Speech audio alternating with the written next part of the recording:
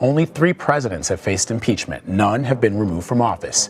To be impeached in the first place, a president has to commit a constitutional violation defined as treason, bribery, or other high crimes and misdemeanors. And while the House felt that way about Mr. Trump, the Senate voted to acquit. 7 Republicans crossed party lines and joined 48 Democrats and 2 independents in voting for conviction. The 57 votes fell short of the 2/3 majority needed to convict former President Trump. For more, let's bring in Jack Rakove. He joins me now. He's a professor of history at Stanford University. Professor, thanks so much for being with us. I've been fascinated by the historical record because I know that floor speeches are what we're talking about right now. We're talking about what, Minority Leader Mitch McConnell said, and we're talking about what Chuck Schumer said, but what will count are the votes. How will history judge former President Trump's acquittal? Hey folks, welcome back. Jack is here. The number 67, the 2/3 Senate threshold required to convict in an impeachment trial, has served as Trump's ultimate constitutional shield, protecting him through 2 historic impeachments, even when members of his own party acknowledged his guilt. That firewall has allowed him to walk away acquitted, despite documented evidence of incitement and abuse of power. Let me take you back to the second impeachment trial, the one that followed the January 6th attack on the United States Capitol. The House of Representatives had impeached Trump for incitement of insurrection, charging him with responsibility for the violent assault on American democracy that had left multiple people dead and the Capitol building itself under siege. The evidence presented by House managers was detailed and devastating. They showed Trump's speech before the attack, his exhortations to his supporters to march to the Capitol and fight like hell. I think how history will judge Trump's acquittal. Probably best to answer it in 2 ways. One, there's how we think about the immediate offenses for which he was just impeached and tried. That's to say, the events of January 6th, the prelude that led up to them, the question of whether or not this was an attempt to stage an insurrection, potentially even a coup against the political system and the constitutional order. So that's count number 1. And then, of course, count number 2 is that for which it's impossible to predict anything at the moment, is what's going to happen in the next few years. What will be the impact of these events on the structure of American politics between now and the elections of 2022, the elections of 2024. What impact will this have on the Republican Party? What impact will this have on our politics? So in a sense, there are the immediate events, which I think are fairly easy to judge at the moment. And there are consequences that we still have to discover, and those consequences won't be known for a while. Historians have to take, by definition, we have to take the long view, and we have to wait for additional results to appear and for the meaning to be clear. But the events, the past 3 months or so since the election have been so dramatic, not to say traumatic. They showed his failure to act as the attack unfolded, his indifference to pleas from allies and aides to call off the mob. They showed a pattern of conduct that, in the judgment of the House, constituted the most serious abuse of presidential power in American history. And then the Senate trial began, and the constitutional arithmetic that has always protected Trump came into sharp focus. 57 senators voted to convict Donald Trump in that second impeachment trial. All 50 Democrats and 7 Republicans crossed party lines to declare that the president had committed high crimes and misdemeanors worthy of removal. That was more bipartisan support for conviction than any Senate impeachment trial had ever produced in American history. It was a stunning rebuke of a sitting president, a formal institutional condemnation that involved members of his own party saying publicly that he bore significant responsibility for the attack on the Capitol. That there's, nobody my age, and I'm past 70 years old, ever expected to see the peaceful transfer of power in the United States become a controversial issue. That's what we've just gone through, and it's been both a drama and a trauma to our whole body politic.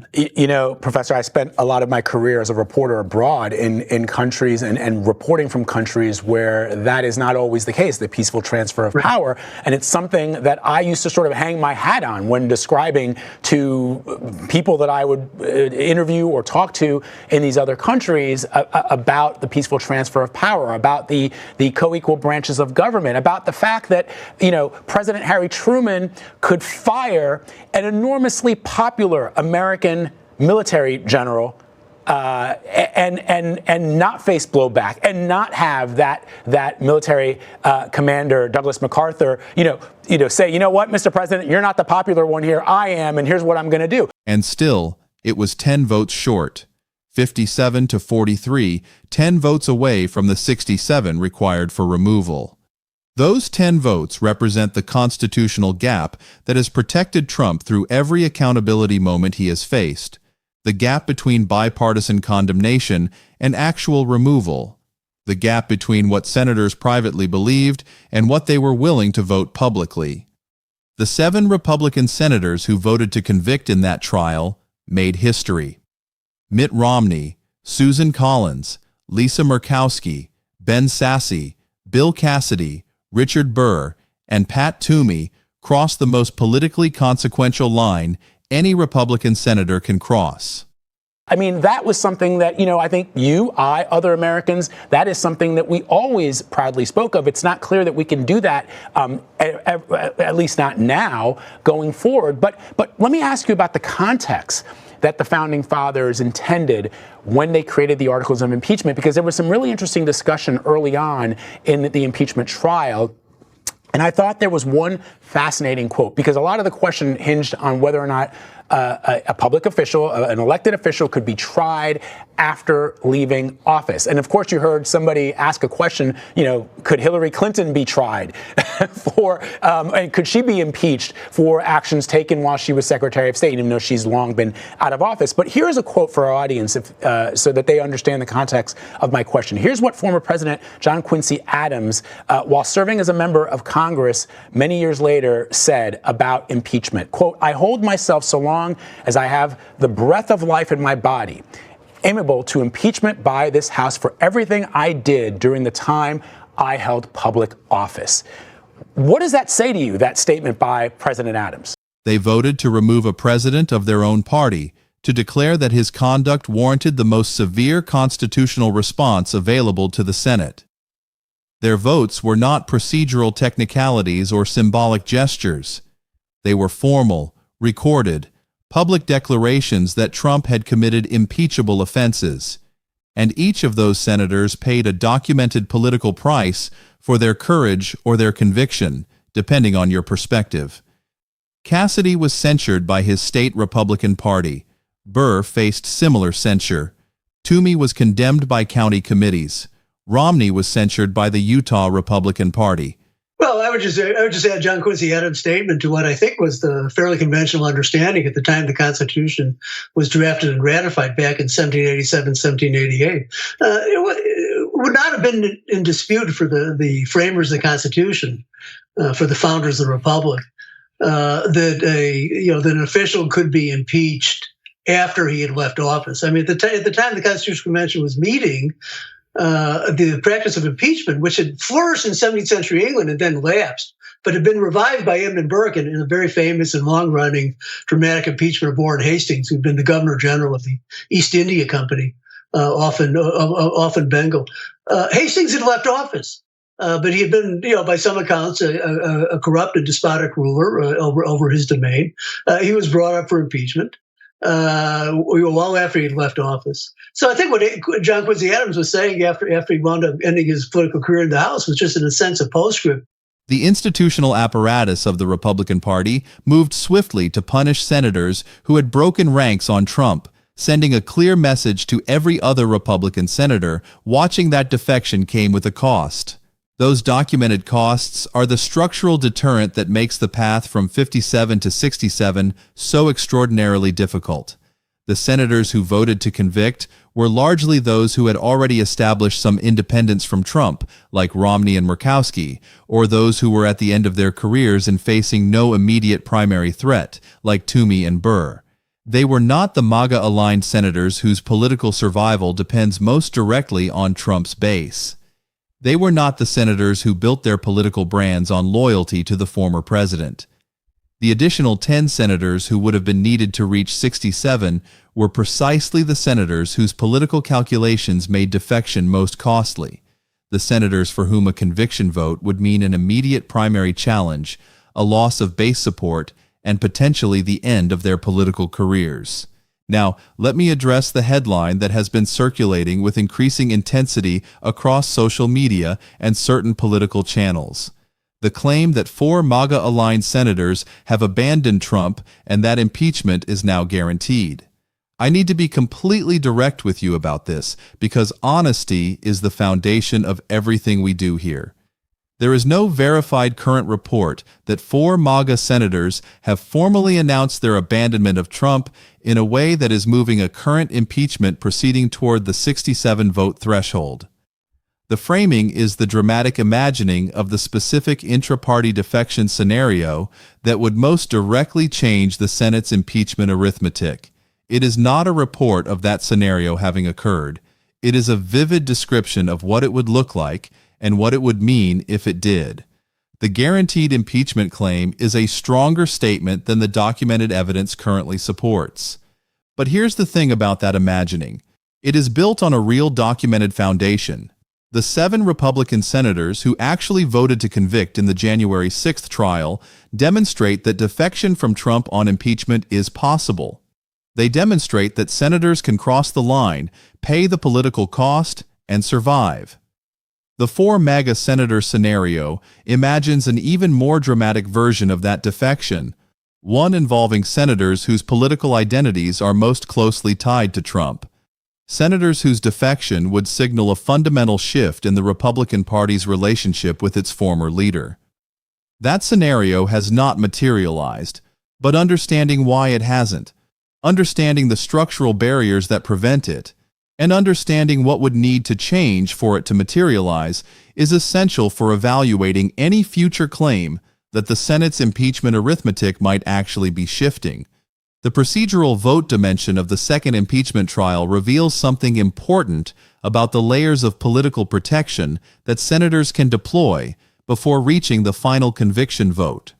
The first vote in the trial was on whether it was constitutional to hold an impeachment trial for a president who had already left office. 45 Republican senators voted that it was not constitutional, effectively signaling before any evidence was presented that they would vote against conviction on any available grounds. Those 45 senators had already decided that they would not convict, regardless of what the evidence showed. The procedural vote was their mechanism for protecting themselves from the more politically exposed position of voting on the merits and finding Trump not guilty of charges that the evidence made difficult to defend. Understanding that procedural protection mechanism is understanding one of the ways the 67-vote threshold is even harder to reach than the raw math suggests. Let me dive deeper into what the specific gap between 57 and 67 actually means in political and institutional terms. Those 10 votes are not just a numerical difference. They represent a political and structural reality that reveals why the most bipartisan conviction vote in American history still fell significantly short of the removal threshold. The 57-vote coalition required every Democratic senator to hold, and every Democratic senator did hold, voting unanimously to convict. It required 7 Republicans to cross party lines in the most politically costly way available in the Republican political environment of the moment. The 45 who voted the trial unconstitutional had already signaled they would not convict. Of the remaining senators who were at least nominally open to the merits, the 7 who voted to convict represent the specific group for whom the evidence was sufficiently clear and the political cost was sufficiently manageable that defection was possible. To reach 67, 10 more Republican senators would need to join those 7. In the political environment of February 2021, with Trump having just left office and the Capitol attack having just occurred, only 7 were willing to pay the political cost of conviction. To imagine 10 more joining them requires either a dramatic change in the political environment, circumstances that make the cost of continued loyalty to Trump higher than the cost of defection, or a dramatic change in the personal political calculations of individual senators that is not yet visible in the documented record. The 4 MAGA senator scenario imagines exactly that kind of dramatic political environment change. a moment when even the senators who built their political brands on MAGA identity conclude that abandonment serves their political survival better than continued loyalty. That scenario has not materialized in the documented record, but the specific conditions under which it might, circumstances where the cost of loyalty exceeds the cost of defection, are worth examining carefully for what they reveal about the structural barriers to the 67-vote threshold. Let's talk about the specific political costs that the 7 senators paid for their conviction votes, because those documented costs are the most concrete available evidence of why additional defections face structural barriers that raw arithmetic does not fully capture. Bill Cassidy faced immediate censure from the Louisiana Republican Party following his conviction vote, a formal institutional condemnation from his own state party. Richard Burr faced censure from the North Carolina Republican Party. Pat Toomey faced censure from multiple Pennsylvania Republican county committees. Mitt Romney faced censure from the Utah Republican Party. Those censures, issued within days of the conviction votes in some cases, demonstrated the speed and severity with which Republican Party apparatus responded to senators who defected from Trump on conviction.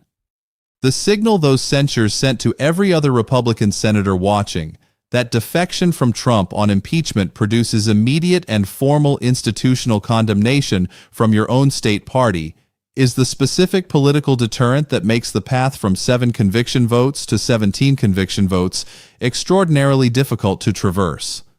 The next 10 Republican senators who would need to join the convicted 7 would be senators who observe the censures, the primary challenges, and the political costs that the 7 paid, and who would need to conclude that those costs were worth paying, or that their own political situation was different enough from the 7's that they could pay the costs without suffering the same consequences.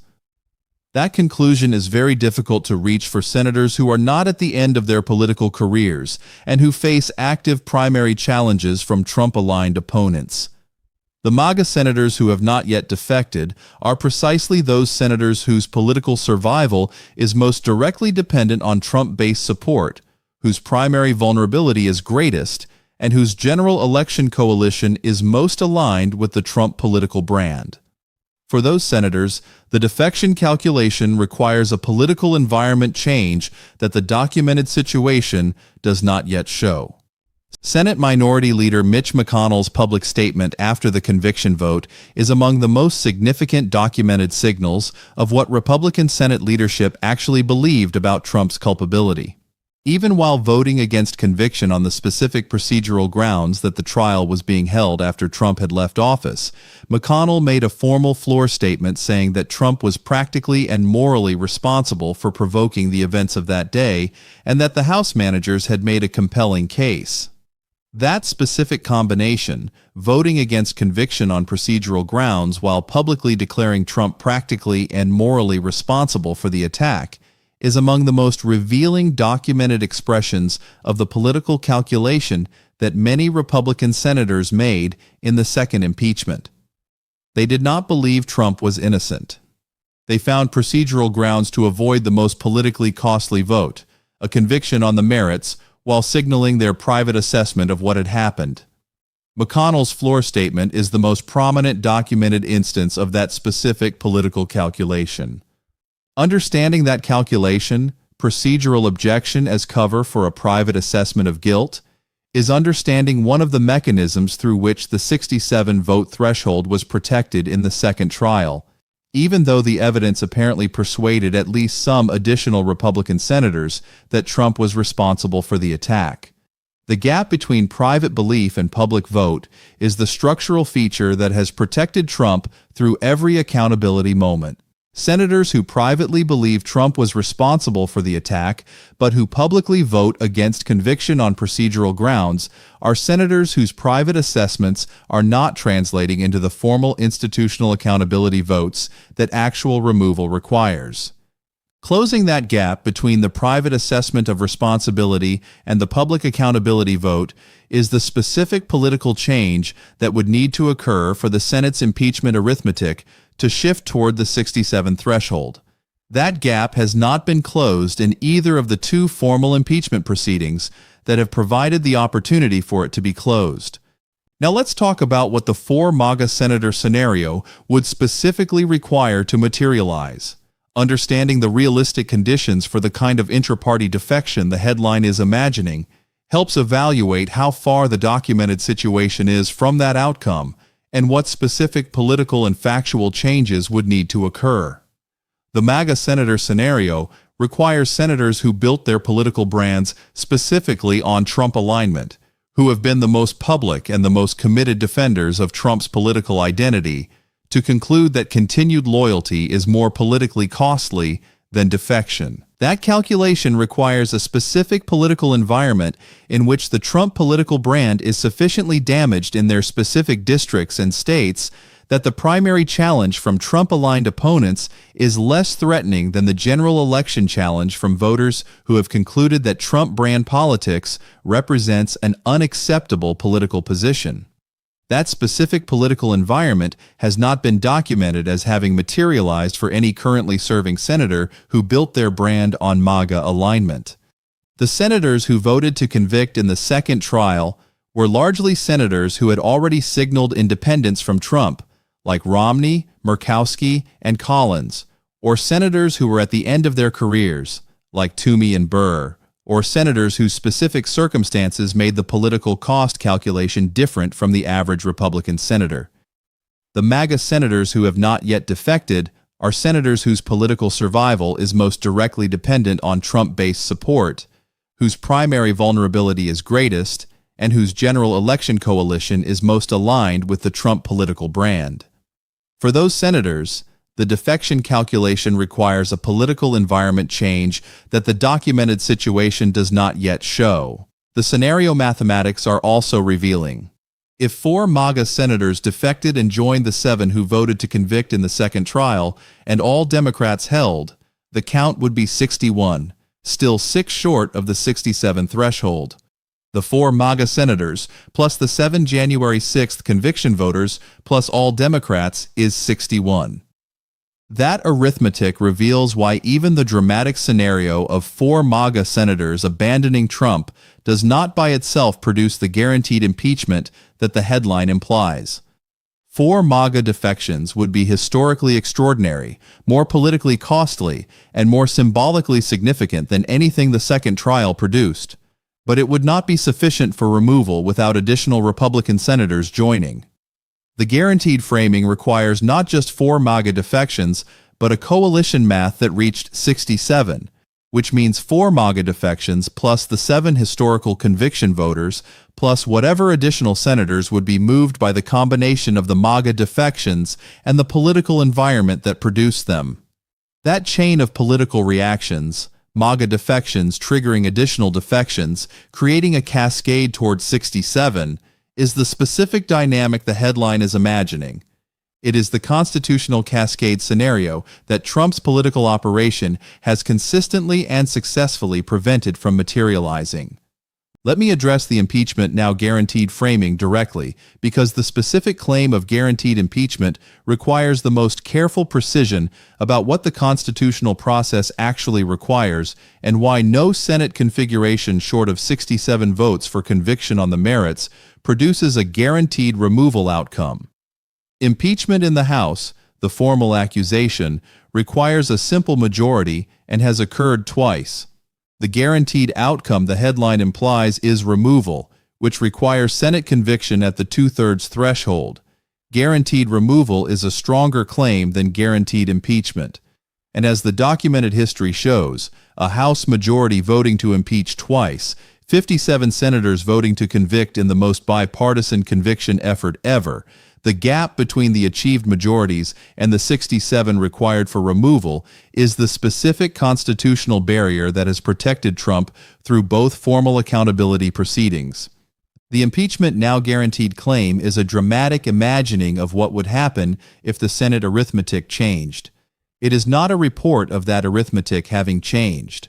The specific conditions that would need to materialize for the Senate's impeachment arithmetic to shift toward the 67 threshold are worth examining carefully. First, there would need to be a documented change in the political environment that made continued loyalty to Trump more costly than defection for the specific senators whose votes are needed. That change could come from legal developments, from further revelations about Trump's conduct, from shifts in public opinion, or from changes in the primary and general election dynamics facing individual senators. Second, there would need to be a specific impeachment proceeding, a formal accusation by the House that created the opportunity for senators to vote on removal. Without a House impeachment, there is no Senate trial and no conviction vote. Third, there would need to be a demonstrated willingness among senators who have previously protected Trump to change their calculation, to conclude that the political cost of defection is lower than the cost of continued loyalty. That willingness has not been demonstrated in any formal proceeding to date. The structural deterrents that have prevented additional defections are also worth examining. The censures and primary challenges that faced the 7 conviction voters sent a clear message to every other Republican senator. Defection from Trump on impeachment produces immediate and severe institutional consequences. Those consequences make the path from 7 to 17 conviction votes extraordinarily difficult. The next 10 senators who would need to join the convicted 7 would be senators who observe those consequences and would need to conclude that they are worth accepting or that their specific political circumstances make them sufficiently insulated from the consequences that they can defect without suffering the same outcomes. That conclusion is very difficult to reach in the current political environment, where Trump remains the dominant figure in Republican politics and where primary challenges from Trump-aligned opponents remain the most significant threat to most Republican senators.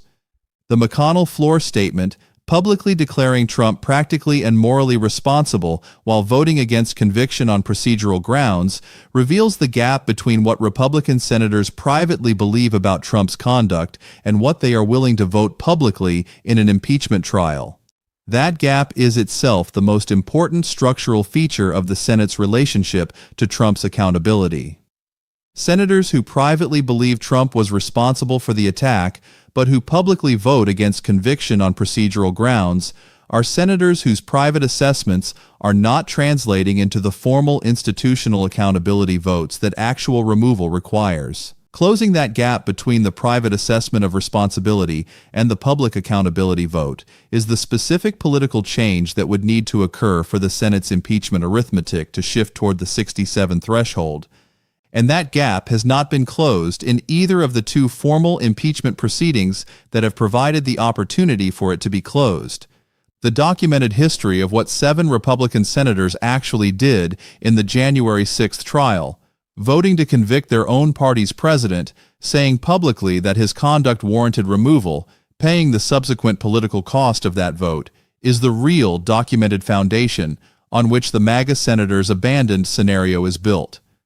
Understanding that documented history, who voted, why they voted, what they said, what it cost them, and how close 57 came to 67, is the most important analytical foundation for evaluating any future claim that the Senate's impeachment arithmetic might actually be changing. The 7 senators who voted to convict represent the most bipartisan Senate conviction vote in American history.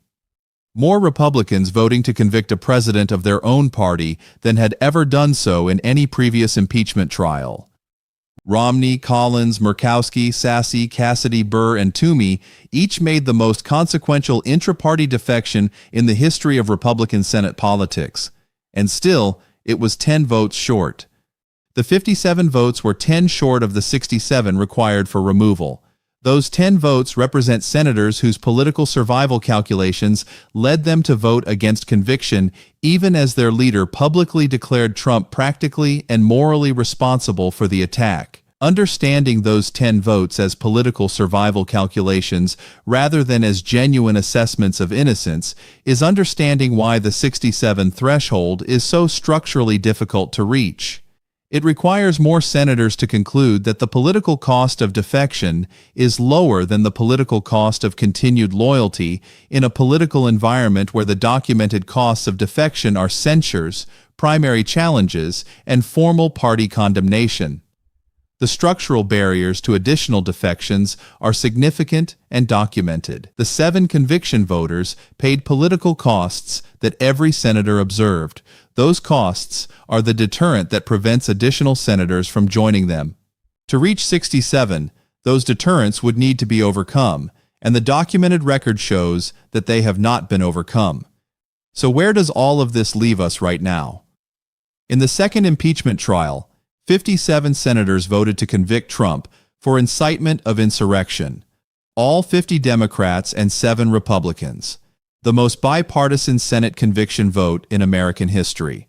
The 7 Republican conviction voters included Romney, Collins, Murkowski, Sasse, Cassidy, Burr, and Toomey, each of whom paid documented political costs, including censures and primary challenges.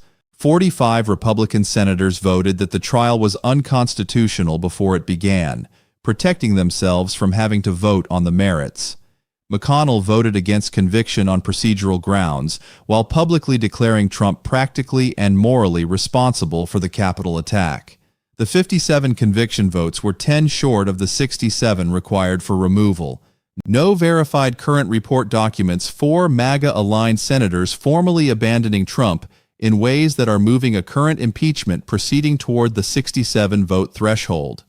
The MAGA senators' abandoned guarantee framing is the dramatic imagining of the specific intra-party defection scenario that would most directly change the Senate's impeachment arithmetic. And the documented reality, 7 historic defections, still 10 votes short. Significant political costs for defectors, structural deterrents preventing additional defections, is the complete and precise picture of where the Senate's impeachment accountability arithmetic actually stands, based on the most extensive formal test that accountability mechanism has ever been subjected to in American political history. The constitutional number remains 67. And reaching that number remains the most difficult political challenge in American governance.